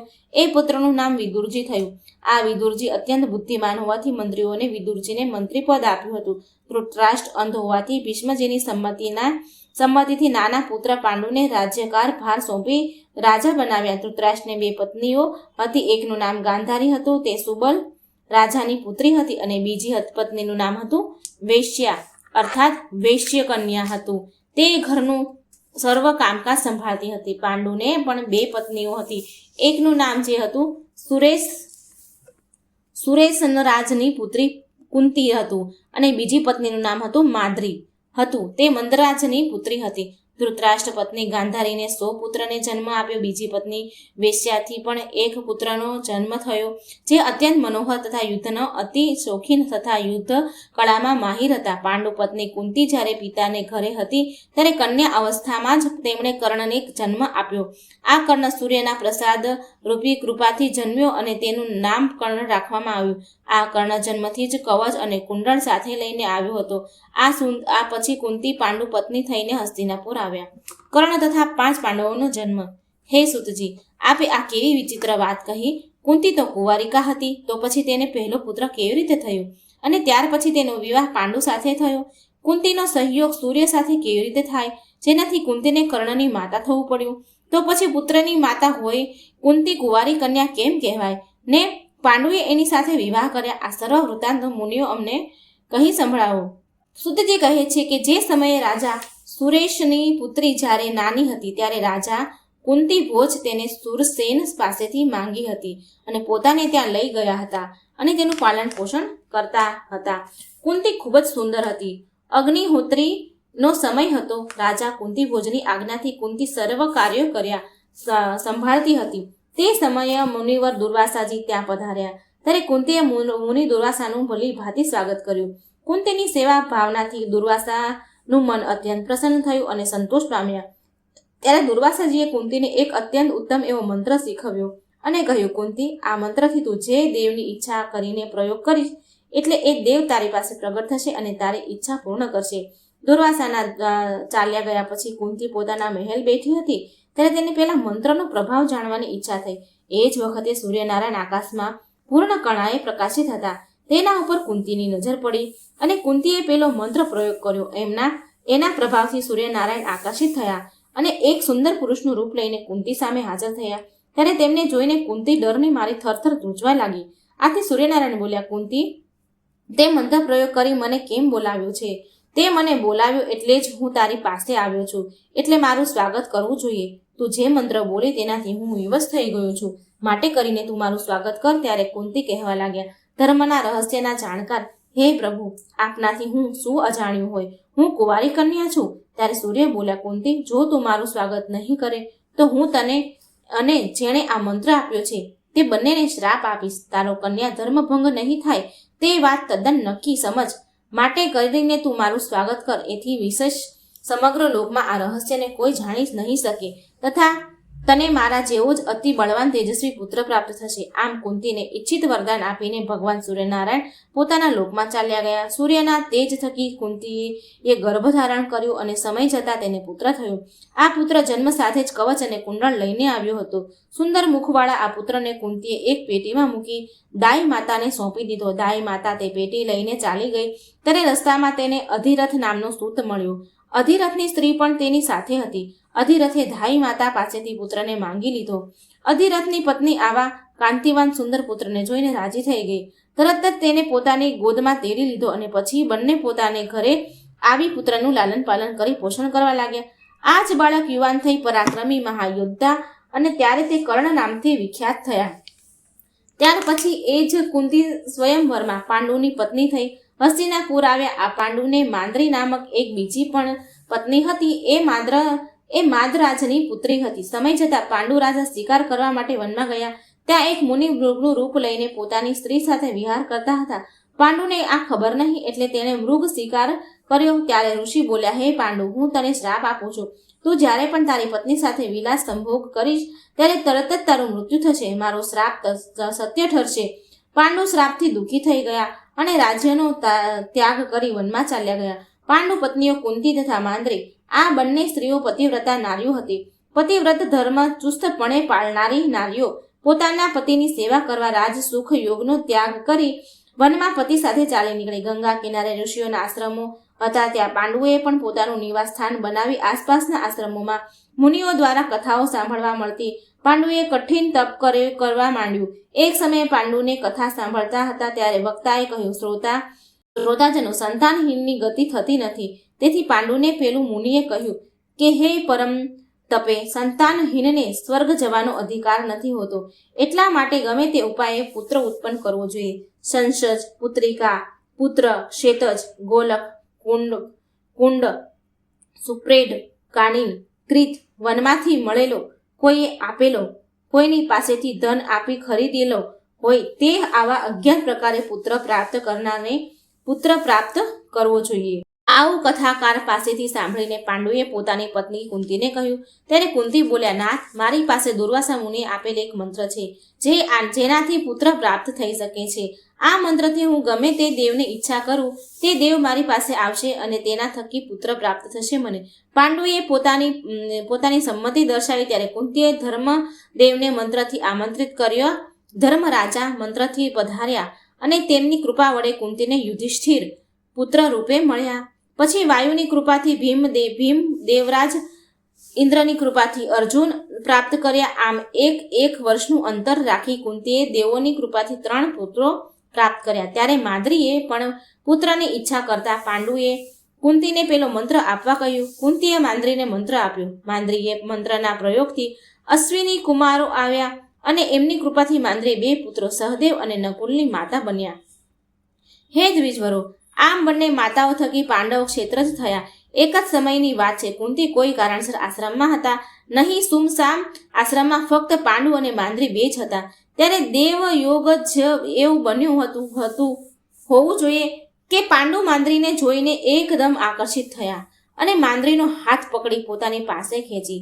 માંદ્રીએ તેમને રોકવા ઘણા પ્રયત્ન કર્યા, પરંતુ જ્યાં પાંડુનું મોત માથે ભમતું હોય ત્યાં તે રોકાય ન રોકાય. આ દેવયોગ નહીં તો બીજું શું? અને તેઓએ માંદ્રી સાથે સહયોગ કર્યો કે તે તરત જ પાંડુ ગબડી પડ્યા ને એમનું મૃત્યુ થયું. આસપાસના મુનિઓએ પાંડુની અંતિમ ક્રિયા કરી. સતીઓનું સત્ય પાલન કરતા માંદ્રિક પતિની ચિતા પર બેસી સતી થઈ ગઈ. તેમણે ધર્મના સાક્ષીએ પોતાના બંને પુત્રો નકુલ અને સહદેવની કુંતીને સોંપી દીધા. આસપાસના આશ્રમોમાં રહેતા તપસ્વી મુનિઓ કુંતી તથા 5 કુંવરોને લઈને હસ્તિનાપુર આવી ભીષ્મજીને સોંપ્યા. ભીષ્મજીએ કુળવધુ અને 5 પાંડવોને પોતાની સાથે હસ્તિનાપુરમાં રાખ્યા અને તેમનું પાલન પોષણ કર્યું. હે મુનિઓ, આમ 5 પાંડવોની ઉત્પત્તિ થઈ. કૌરવો પાંડવોનું ટૂંકમાં વર્ણન. પાંડવોનું હિમાલય આરોહણ. સૂતજી સંક્ષિપ્તમાં સર્વ વૃત્તાંત મુનિઓને કહેવા લાગ્યા કે હે મુનિગણો, અર્જુન લક્ષ્ય વેધ કરી સ્વયંવરમાં દ્રૌપદીને મેળવી અને ભીમ તરત જ દ્રૌપદીને ખભે ઉપાડી માતા કુંતી પાસે આવ્યા. ત્યારે માતા કુંતી સ્નાન કરી રહ્યા હતા. ભીમે કહ્યું, માતા, જો હું કાંઈ લાવ્યો છું. એટલે માતા બોલી, સ્નાન કરતા ભીમને કહે છે, જે લાવ્યા હોય તે 5 ભાઈઓ વહેંચી લો. હે મુનિગણો, માતા કુંતીએ આમ કહ્યું કે માતા કુંતીથી આમ કહેવાય ગયું અને આદરણીય હોય તે 5 પાંડવોની પત્ની બની. દ્રૌપદી છે સત્યભામી, પતિવ્રતા, પવિત્ર નારી હતી. એ 5 પાંડવોની દ્રૌપદીને 5 પુત્રો થયા. સુભદ્રજી શ્રી કૃષ્ણના બહેન થતા હતા. તેમની સાથે અર્જુનના વિવાહ થયા. અર્જુને સુભદ્રાજીનું અપહરણ શ્રી કૃષ્ણની સંમતિથી કર્યું હતું. આ સુભદ્રાજી અર્જુનને વીરપુત્ર અભિમન્યુ પુત્ર રૂપે જન્મ્યો અને યુદ્ધ ભૂમિમાં વીરતાપૂર્વક યુદ્ધ કરી મેદાનમાં જ વીરગતિને પામ્યો. દ્રૌપદીના 5 પુત્રની યુદ્ધમાં ક્રૂર રીતે હત્યા થઈ. વિરાટ રાજાની પુત્રી સાથે અભિમન્યુના વિવાહ થયા હતા. વિરાટ પુત્રીનું સૌંદર્ય અનુપમ હતું, પરંતુ અભિમન્યુની મૃત્યુથી વંશ ખતમ થઈ ગયો હતો. તેથી એ સમયે વિરાટ પુત્રીએ એક પુત્રને જન્મ આપ્યો, જેના પ્રાણ અગ્નિબાણથી નીકળી ગયો હતો. પરંતુ ભગવાન શ્રી કૃષ્ણે પોતે વિરાટ પુત્રી ઉત્તરાનાએ બાળકીની રક્ષા કરી હતી. એ બાળક અશ્વત્થામાના અગ્નિબાણથી બળી રહ્યો હતો. ત્યારે પોતાની અદ્ભુત શક્તિથી ભગવાન શ્રી કૃષ્ણે તેને બચાવી લીધો. વંશ સમાપ્ત થવાનો જ હતો ત્યારે જ એ પુત્ર ઉત્પન્ન થયો હતો. ઉત્તરાનાએ પુત્રનું નામ પરોક્ષિત રાખ્યું હતું. પોતાના તમામ પુત્રોના મૃત્યુથી ધૃતરાષ્ટ્ર અત્યંત દુઃખી હતા. ધૃતરાષ્ટ્રે દુઃખી હૃદયે પોતાના પુત્રોના શ્રાદ્ધ આદિ કર્મ વિવિધપૂર્વક પૂર્ણ કર્યા. બ્રાહ્મણોને પુષ્કળ દ્રવ્ય દાન આપ્યા. ઓર્ધવ્ય દેહી ક્રિયા બાદ તેઓ ગાંધારી સાથે વનમાં ચાલ્યા ગયા. દાસી પુત્ર વિદુરજી અને કુંતાજી પણ તેઓની સાથે વનમાં ગયા. આ તમામ વનમાં હતા ત્યારે અચાનક ભયાનક આગે આખા વનને ભરોડો લગાવ્યો અને તે આગમાં ધૃતરાષ્ટ્ર, ગાંધારી, કુંતીજી વળીને ભસ્મ થઈ ગયા. આ સમયે સંજય ધૃતરાષ્ટ્ર પાસેના તીર્થયાત્રાએ ગયા હતા. તેમને નારદજી મારફત આ સમાચાર યુધિષ્ઠિરને મળ્યા. ત્યારે ધર્મરાજાએ ખૂબ જ દુઃખ થયું. કુરુક્ષેત્રમાં પાંડવો દ્વારા કૌરવોનો નાશ થતા પછી 36 વર્ષ બાદ યાદવોનો પણ નાશ થયો. બ્રાહ્મણોએ શાપ આપેલ તેથી યાદવ અંદરો અંદર લડી મર્યા. કૃષ્ણના મોટા ભાઈ બલરામજીએ પણ પોતાના દેહનો ત્યાગ કર્યો. પૂર્વ વાલીને રામે મારી નાખ્યો હતો. ત્યારે રામે કહેલું હતું કે જેમ તેમ તને હણ્યો એમ હું મારા કૃષ્ણ અવતારે પાર્થી રૂપે મને બાણ મારશે, આથી મારું પણ મૃત્યુ થશે. એમ પ્રભુ દૂરથી હરણ દેખાય એ મુદ્રામાં સૂતા હતા. ત્યારે પાર્થીનું બાણ વાગ્યું અને તેઓ પોતાની ઈચ્છાથી અંતર્ધ્યાન થઈ ગયા. ભગવાન શ્રી કૃષ્ણના અંતર્ધ્યાન થઈ ગયાના સમાચારથી વસુદેવજીએ ભગવતી ભુવનેશ્વરીનું ધ્યાન ધર્યું અને પોતાના પ્રાણને પોતાની ઈચ્છાથી છોડી પોતાના દેહનો ત્યાગ કર્યો. ત્યાર પછી સમુદ્રએ ભગવાન શ્રી કૃષ્ણની દ્વારકા નગરી ડૂબાડી દીધી. ત્યારે અર્જુન સૌને લઈને જતા હતા. તે સમયે કાબા અને કાબાઓએ અર્જુનને લૂંટી લીધા. સમય બલવાન છે હે નહીં મનુષ્ય બલવાન. કાબે અર્જુન લૂંટ્યો, વહી ધનુષ વહી બાણ. કારણ કે પ્રભુ શ્રી કૃષ્ણના સ્વધામ સિધાવી જવાથી અર્જુનનો પ્રભાવ ક્ષીણ થઈ ગયો હતો.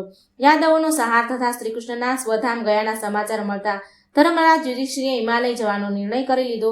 પરીક્ષિતનો રાજ્ય અભિષેક કરાવી દ્રૌપદી તથા બધા ભાઈઓને સાથે લઈ ધર્મરાજ યુધિષ્ઠિર હિમાલય જઈ સૌએ પોતાના દેહનો ત્યાગ કર્યો. મહારાજ પરીક્ષિત અત્યંત ધર્મપરાયણ પુરુષ હતા. પ્રજાને પુત્ર સમાન લેખતા તેમણે 8 વર્ષ સુધી રાજયાસન નિભાવ્યું. તેમના રાજ્યમાં પ્રજા ઘણી સુખી હતી. રાજાએ તેમનું પાલન પોષણ કર્યું. એક સમયે રાજાને શિકાર કરવા જવાની ઈચ્છા થઈ અને તેઓ શિકાર કરવા જંગલમાં ગયા. ઘણો સમય શિકાર શોધતા વીત્યો, પરંતુ શિકાર હાથમાં આવ્યો નહીં. પરીક્ષિત રાજાને થાક લાગ્યો હતો અને તરત જ તરસ લાગી હતી પાણીની.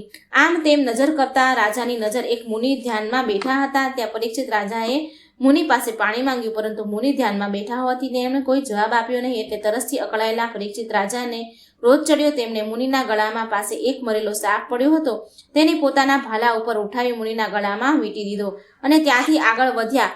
આ મુનિનો એક પુત્ર ખૂબ જ તેજસ્વી હતો. તેના મિત્રએ આવીને તેને કહ્યું, મુનિ કુમાર, તમારા પિતાના ગળામાં કોઈ મરેલો સાપ વીંટાળી દીધો છે. આ સાંભળતા જ મુનિ કુમાર અત્યંત ક્રોધે ભરાયા અને હાથમાં જળ લઈ શાપ આપ્યો કે જેણે પણ મારા પિતાના ગળામાં મરેલો સાપ વીંટાળ્યો છે તેને આજથી 7 રાત્રિ બાદ તક્ષક નામનો નાગ કરડશે. મુનિનો શિષ્ય દોડ્યો અને રાજા પરીક્ષિતને મુનિ પુત્રએ તમને શાપ આપ્યો છે તે કહી સંભળાવ્યો. તક્ષક દંશથી રાજા પરીક્ષિતનું મૃત્યુ થાય છે. મુનિ કુમાર ગતિ જાતના દીધેલા શાપથી રાજા પરીક્ષિત અત્યંત દુઃખી થયા. તેમણે પોતાના મંત્રીઓને બોલાવી તેમને કહ્યું, બ્રાહ્મણોનો શાપ મને લાગ્યો છે. મેં ક્રોધમાં મુનિનો અપરાધ કર્યો છે. મંત્રીઓ, આપ હવે વિચાર કરીને મને કહો, કારણ શાપ દંશથી મૃત્યુ નક્કી છે અને કોઈ ટાળી શકે તેમ નથી. આ પ્રમાણે મંત્રીઓને પોતે શાપગ્રસ્ત થયા છે કહી ઉપાય વિચારવાનો સમય આપી પોતે તરત જ રાજ્યનો કારભાર પોતાના વિશ્વાસુ સેવકોને સોંપી એક 7 માળ ઊંચી ઇમારત બનાવડાવી. તેઓ મંત્રીઓની સાથે ઉપર જઈને રહેવા લાગ્યા અને ચારે તરફ કડક બંદોબસ્ત કરી સૂચના આપી કે કોઈ પણ આ ભવનની આસપાસ ફરકવો ન જોઈએ. તદુપરાંત મંત્રી વેદોને પણ રોકી લીધા. આમ બધી રીતે રક્ષાનો પ્રબંધ કરી રાજા પરીક્ષિત પેલા ગોરખમુખ નામના મુનિને પોતાના શાપ દેનારા મુનિ ક્ષમા કરે, કારણ કે રાજા પરીક્ષિત અમારા પરમ સેવક છે, એટલે આપ કૃપા કરી તેના અપરાધ બધા ક્ષમા કરો. આવું પરીક્ષિત પેલા ગોરખમુખ મુનિને સમજાવી મોકલ્યા, પરંતુ પેલા શાપ દેનારા મુનિએ કોઈ પ્રતિભાવ આપ્યો નહીં. ત્યારે એક વિદ્વાન મંત્ર સિદ્ધ પ્રાપ્ત કરેલ કશ્યપ નામના મંત્ર જ્ઞાતાએ ધનની અત્યંત જરૂર હતી તેને, અને તે ધન લોભી પણ હતા. એટલે તેને ખબર પડી કે પરીક્ષિત શ્રાપગ્રસ્ત થયેલા છે. કોઈ પણ બ્રાહ્મણોને પરીક્ષિત અપરાધ કર્યો તેથી મુનિએ શાપ દઈ દીધો છે. આ જાણે કશ્યપ તરત જ પરીક્ષિત રાજા પાસે પહોંચવા ચાલી નીકળ્યા. એ જ સમયે તક્ષક નાગ પણ મનુષ્ય રૂપ ધારણ કરી ચાલી નીકળ્યો. ત્યારે એ પણ કશ્યપને જોયો. તેથી તક્ષકને પૂછ્યું, મુનિ, આપ આમ ઉતાવળે ક્યાં જઈ રહ્યા છો? કશ્યપે કહ્યું, રાજા પરીક્ષિતને તક્ષક નામનો નાગ દંશ દેવાનો છે, એટલે તેમના શરીરમાંથી વિષય અગ્નિ મારો મંત્ર શક્તિથી હું દૂર કરીશ, એટલે હું જાઉં છું. રાજા પરીક્ષિતનું આયુષ્ય હશે તો તેને હું અવશ્ય જીવત કરીશ. મંત્ર જ્ઞાતા કશ્યપની વાત સાંભળીને તક્ષકે કહ્યું, હે તક્ષક, હું જ છું તક્ષક, અને પરીક્ષિત રાજાને હું દંશ દઈને મારા વિષયને અગ્નિથી બળીને ભસ્મ કરી નાખીશ. એટલે તમે અહીંથી પાછા વળો, કેમ કે જેને હું દંશ મારું છું તેનું મૃત્યુ નિશ્ચિત થઈ જાય છે અને તેનો ઉપાય કોઈ મંત્રથી થઈ શકે તેમ નથી. પરંતુ તમે કહો છો તેમ તમારા મંત્ર પ્રભાવે પરીક્ષિતને જીવિત કરવાનું કહો છો, તો મારા મંત્રનો પ્રભાવ કેવો છે તે મને બતાવો. હું આ વડના વૃક્ષને દંશ દઉં છું, તેથી તે બળીને ભસ્મ થઈ જશે. ત્યારે કશ્યપજી કહે છે, નાગરાજ, તમારા દંશ દેવાથી કે બળીને ભસ્મ થઈ ગયેલા અને હું મારા મંત્ર બળના પ્રભાવથી ફરીથી આ વટવૃક્ષને લીલુંછમ કરી દઈશ. સુતજી કહે છે, ત્યારે તક્ષકે ક્રોધ કરીને પેલા વટવૃક્ષને પોતાના વિષયયુક્ત દાંત મારી દંશ દીધો. વટવૃક્ષ વિષાગ્નિથી તુરત જ બળીને રાખ થઈ ગયું. ત્યારે તક્ષકે કહ્યું, દ્વિજવર, હવે તમે આ વટવૃક્ષને પુનઃ જીવિત કરો. એટલે કશ્યપજીએ કહ્યું, ભયાનક વિષધર, તમે હવે મારા મંત્રનું બળ જુઓ. કહીને કશ્યપે વૃક્ષને ભસ્મ ભેગી કરી પોતાની હથેળીમાં જળાંજલિ ભરી મંત્રથી જળને અભિમંત્રિત કરીને પૂર્ણ વિશ્વાસથી વૃક્ષની ભસ્મ ઉપર છાંટ્યું. જળનો છંટકાવ ભસ્મ ઉપર થતાં જ વટવૃક્ષ જેમ લીલુંછમ હતું તેમ હર્યું ભર્યું થઈ ગયું. કશ્યપજીના આ મંત્ર શક્તિ જોઈને તક્ષકને આશ્ચર્યચકિત થઈ ગયા અને ગભરાયા પણ ખરો. તેથી તેણે કહ્યું, બ્રાહ્મણ, તમે શા માટે આટલો બધો પરિશ્રમ કરો છો? તમારે શેની ઈચ્છા છે? તમારે જે જોઈએ તે હું તમને આપી શકું તેમ છું. કશ્યપ કહેવા લાગ્યા, નાગરાજ, મારે ધનની ઘણી જરૂર છે. મહારાજ પરીક્ષિતને પુનઃ જીવિત કરીને હું તેમની પાસેથી પુષ્કળ દ્રવ્ય મેળવી શકું છું. આમ વિચારીને જ હું ત્યાં જાઉં છું. તક્ષક કહે, દ્વિજવર, તમને રાજા થકી જેટલું ધન મેળવવાની આશા હોય તેટલું ધન હું તમને આપી દઉં છું. તમારે ઘરે તારે જાઓ તમે, અત્યારે તમને ધન આપું છું હું. સુતજી કહેવા લાગ્યા, પરમાર્થ મહત્વને જાણવા વાળા કશ્યપે તક્ષકની વાત સાંભળી પોતાના કર્તવ્ય ધર્મની વિષયમાં વિચાર કર્યા કે જો હું ધન લઈને કર્તવ્ય પૂર્ણ કર્યા સિવાય મારા ઘેર ચાલ્યો જઈશ તો ધન લોભી કહેવાય, જગતમાં મારી નિંદા થશે, જે પછી ખતમ નહીં થાય. અગર જો હું પરીક્ષિતને જીવિત કરું તો મારી કીર્તિ થશે અને પુષ્કળ ધન લાભ સાથે કોઈનું જીવન બચાવવાનું પુણ્ય પ્રાપ્ત થશે. એટલા માટે મારે મારા કર્તવ્યનું પાલન કરવું જોઈએ અને પ્રતિષ્ઠાની રક્ષા કરવી જોઈએ. આમ વિચાર કરીને કશ્યપે પરીક્ષિત રાજાનું આયુષ્ય હજુ બાકી છે કે પૂર્ણ થયું છે તે જાણવા માટે ધ્યાન ધર્યું તો તેને ખ્યાલ આવ્યો કે પરીક્ષિતનું આયુષ્ય પૂર્ણ થયું છે, તેમજ મૃત્યુ નિશ્ચિત છે. રાણી ધર્માત્મા કશ્યપજી તક્ષક પાસેથી પોતાને ઈચ્છિત ધન મેળવીને પાછા પોતાના ઘરે ચાલ્યા ગયા. આથી તક્ષક ઘણો ખુશ થયો અને પોતાની સાથે સર્પોને મનુષ્ય રૂપે ફળફળાદી લઈને પરીક્ષિતના ભવન તરફ બધું સમજાવીને મોકલ્યો. પોતે એક કીડાનું રૂપ લઈને એક ફળમાં જઈને બેસી ગયા. તક્ષકના માણસોને રક્ષકોએ અટકાવ્યા. પૂછ્યું. પેલા તક્ષકના સર્વ તપસ્વીના રૂપે કહેવા લાગ્યા, અમે સૌ મહારાજના દર્શને આવ્યા છીએ, તમે રાજાના દર્શન આવ્યા છો તે સાચું, પરંતુ અમારા રાજાની મુલાકાત આજે આપને થઈ શકે તેમ નથી, માટે કરીને આપ સૌ આવતીકાલે પધારજો. ત્યારે પેલા તપસ્વીઓએ રક્ષકોને કહ્યું, ઠીક, આપ કહો તેમ બરાબર છે, પરંતુ તમે આ ફળ ફૂલ અને રાજાને ભેટ ધરવા લાવ્યા છીએ તે એમને પહોંચાડી દો. આ બ્રાહ્મણોનો આશીર્વાદ રૂપ છે. રક્ષકોએ અત્યંત વિનમ્રતાથી બ્રાહ્મણોની પાસેથી ફળ ફૂલ લઈ લીધા અને રાજા પરીક્ષિતને પહોંચાડ્યા. રાજાને ખબર નહોતી કે તેને તક્ષક કીડા રૂપે જ મળ્યો. તક્ષક જ કીડાના રૂપે જે ફળમાં બેઠો હતો તે જ ફળ લઈને પકડ્યું તો તેમાંથી તરત જ કીડા રૂપે બેઠેલો તક્ષક બહાર આવ્યો અને ભયાનક તક્ષક નાગના રૂપે થઈ ગયો. આ જોઈને સૌ ગભરાઈ ગયા અને ત્યાંથી દૂર ખસી ભયના માર્યા ધ્રુજવા લાગ્યા. તક્ષકે ત્યાર પછી જરા પણ વાર કરી નહીં. રાજા પરીક્ષિતને દંશ દીધો. રાજાનું જીવન સર્વદંશી સમાપ્ત થઈ ગયું. તક્ષક પછી પોતાના કાર્ય પતાવી અંતરિક્ષમાં ચાલ્યો ગયો. પરીક્ષિત પુત્ર જન્મેજય દ્વારા સર્પ યજ્ઞ. સુતજી કહેવા લાગે કે મહારાજ પરીક્ષિતના મૃત્યુ સૌને ઘણો શોક થયો. પરીક્ષિત પુત્ર જન્મેજય હજુ બાળ અવસ્થાએ હતા એટલે રાજ્યના સર્વ મંત્રીઓએ મહારાજ પરીક્ષિતના પરાલૌકિક ક્રિયાઓને સંપન્ન કરી. શુભ મુહૂર્ત જન્મેજયનો રાજ્ય અભિષેક મંત્રીઓને કર્યો. ત્યાર પછી જન્મેજય 11 વર્ષના થયા ત્યારે તેમની વિદ્યા અભ્યાસ શરૂઆત કુળના પુરોહિત કરી. જન્મેજય એટલા બધા હોશિયાર હતા કે તેમની બુદ્ધિ ઘણી કુશાગ્રસ્ત હતી, તેથી પુરોહિત કંઈ પણ કહે શીખવે તે તેઓ બરાબર ધ્યાન લઈ સાંભળી શીખી લેતા. જેમ દ્રોણાચાર્યએ અર્જુને પરશુરામજીએ કર્ણને વિદ્યાભ્યાસ કરાવ્યો હતો, તેમ કૃપાચાર્યએ જન્મેજયને સંપૂર્ણ ધનુ વિદ્યા શીખવી. આમ શસ્ત્ર વિદ્યા તથા શાસ્ત્ર વિદ્યામાં તેઓ પારંગત થઈ ગયા. વિશેષમાં તેઓ પરમાર્થ વિષયક અજ્ઞાનથી પણ તેઓને સંપન્ન કરી લીધું. સદા સત્યભાષી, પોતાના મનને ઇન્દ્રિયોને પોતાને વશમાં રાખતા આવા પ્રજાપતિ, પ્રજાપાલક, મહાપરાક્રમી એવા જન્મેજય સાથે કાશી નરેશ સુવર્ણમાન પોતાની પુત્રી વયુષ્ઠમાનો વિવાહ કર્યા. રાજ્ય કારભાર મંત્રીઓને સુયોગ્ય રીતે સાંભળવા લાગ્યા. તે સમયની એક વાત છે. એક ઉત્તમ નામના મુનિ હતા. તેમનું તક્ષકે ઘણું કષ્ટ આપ્યું હતું. તેથી તક્ષક ઉપર બદલો લેવા ઉત્તક મુનિ હસ્તિનાપુર ગયા અને જન્મેજય રાજાને કહેવા લાગ્યા કે રાજન, તમે ભરત વંશના રાજાઓમાં સૌથી ઉત્તમ રાજા છો. તક્ષકના દંશથી મૃત્યુ પામેલા તમારા પિતાની મુક્તિ થઈ નથી. તેઓ અંતરિક્ષમાં આમ તેમ ભટકે છે.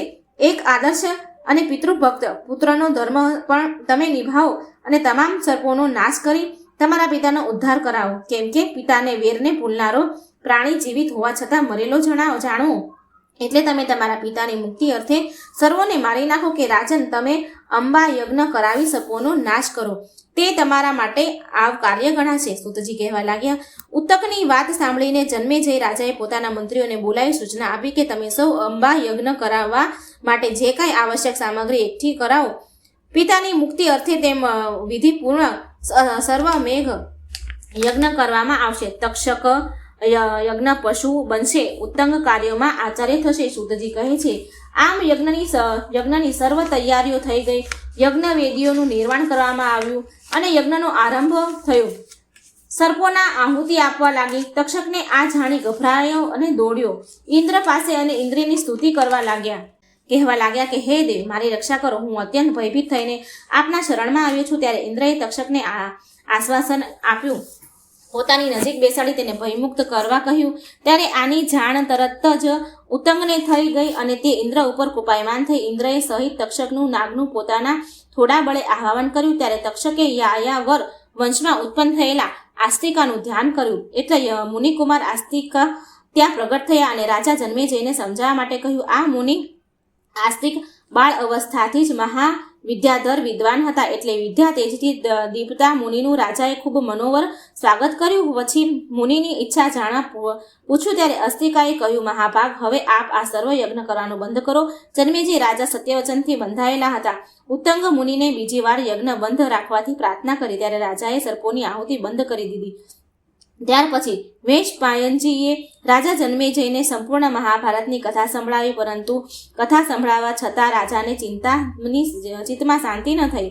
એટલે તેમણે રાજા જન્મેજય વ્યાસજીને પૂછ્યું કે મારી ચિત્તને શાંત કરવાનો કોઈ ઉપાય મને કહો, બતાવો. મારા અંતઃકરણ સદાય આગથી બળ્યા કરે છે. હે મુનિવર, આપ જ બતાવો, મારે શું કરવું જોઈએ? સૂતજી કહેવા લાગ્યા. રાજા જન્મેજયની વાત સાંભળીને સત્યવતી નંદન વ્યાસજી પરિસભામાં તેમને કહેવા લાગ્યા કે હે રાજન, એક અદ્ભુત અને પરગોનીય એવું પુરાણ તમને સંભળાવું. એ પુરાણનું નામ છે શ્રીમદ દેવી ભાગવત છે. મેં પહેલા આ પવિત્ર પુરાણ મારા પુત્ર સુખદેવજીને સંભળાવ્યું હતું અને એ પુરાણ દેવી ભાગવત હવે તમને સંભળાવું છું. આ વાત મારી અતિ ગોપનીય છે, તેને જ્યાં ત્યાં પ્રગટ ન કરવી જોઈએ. આ પુરાણથી ધર્મ, અર્થ, કર્મ અને મોક્ષ સાવ સરળ અને સુલભ થઈ જાય છે. આ પુરાણમાં ઘણી કથાઓ આવે છે અને વેદોનો સાર પણ બતાવ્યો છે. આ પુરાણ કલ્યાણકારી તથા સુખ આપનાર છે.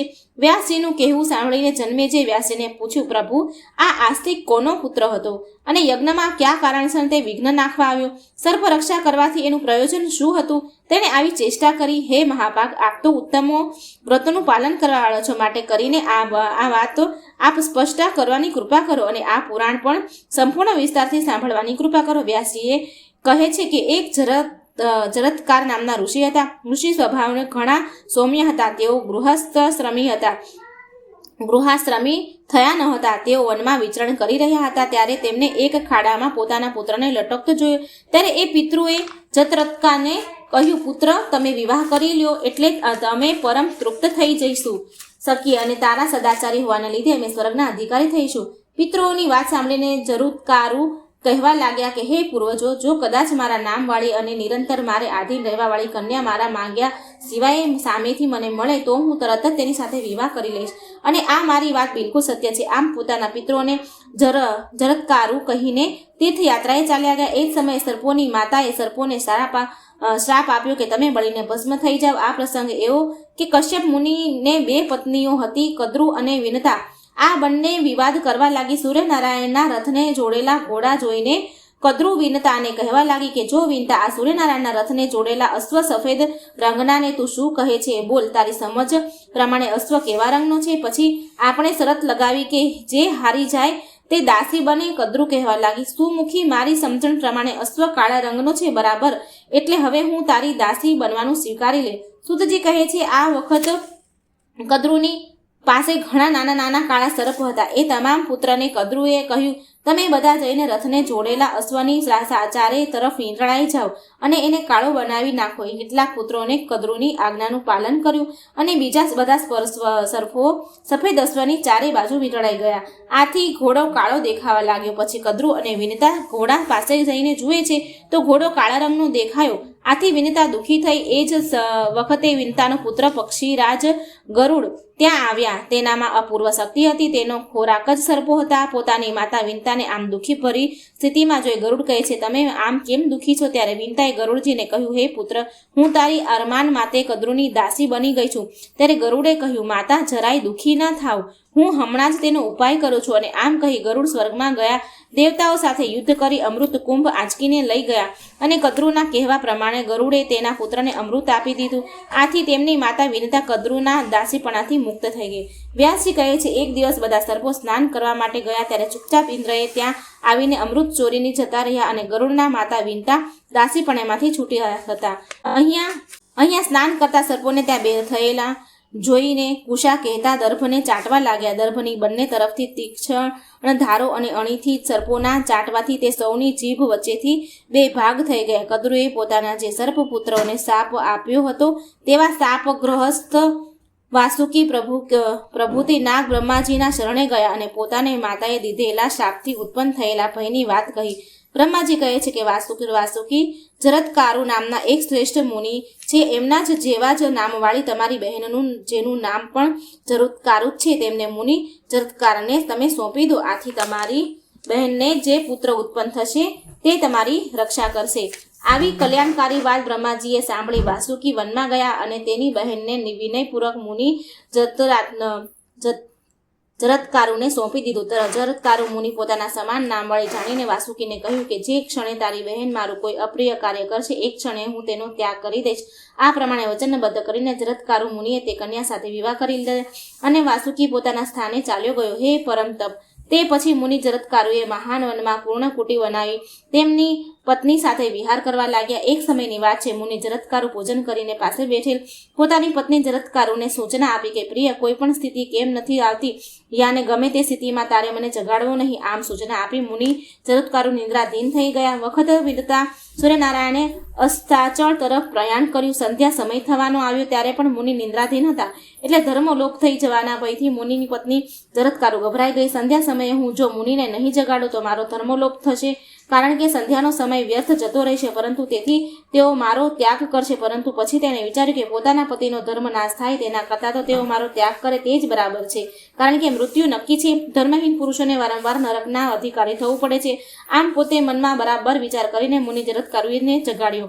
હે સુરત, ઉઠો, જુઓ, સંધ્યાનો સમય થઈ ગયો છે. મુનિની નિંદ્રા તૂટી ગઈ એટલે તેમણે પોતાની પત્ની જરત્કારુને કહ્યું, મારી નિંદ્રામાં વિઘ્ન નાખનારે હું તને જઈ રહ્યો છું, માટે તું હવે તારા ભાઈને ઘરે ચાલી જાઉં, તને છોડી રહ્યો છું. ત્યારે જરત્કારુ બોલી, મુનિ, મારા ભાઈએ આપની પાસે જે કામ માટે મને મોકલી છે તે કામ કેવી રીતે પૂર્ણ થશે? ત્યારે મુનિએ કહ્યું કે એ તો એ જ છે. આમ કહીને મુનિ ચાલ્યા ગયા. તેમની પત્ની જરત્કારુ પોતાના ભાઈને ઘરે આવી બધી વાત કરી. વાસુકીને વિશ્વાસ હતો કે મુનિ સત્યભાષી છે. થોડા સમય પછી જરત્કારુ મુનિનો વંશધારી પુત્ર ઉત્પન્ન થશે. હે કુરુશ્રેષ્ઠ પરીક્ષિત, તે જ પુત્ર આ આસ્તિક નામથી પ્રખ્યાત થયો, અને હે રાજન, પોતાની માતાના કુળને બચાવી લેવા જ તેણે યજ્ઞ બંધ કરાવ્યો.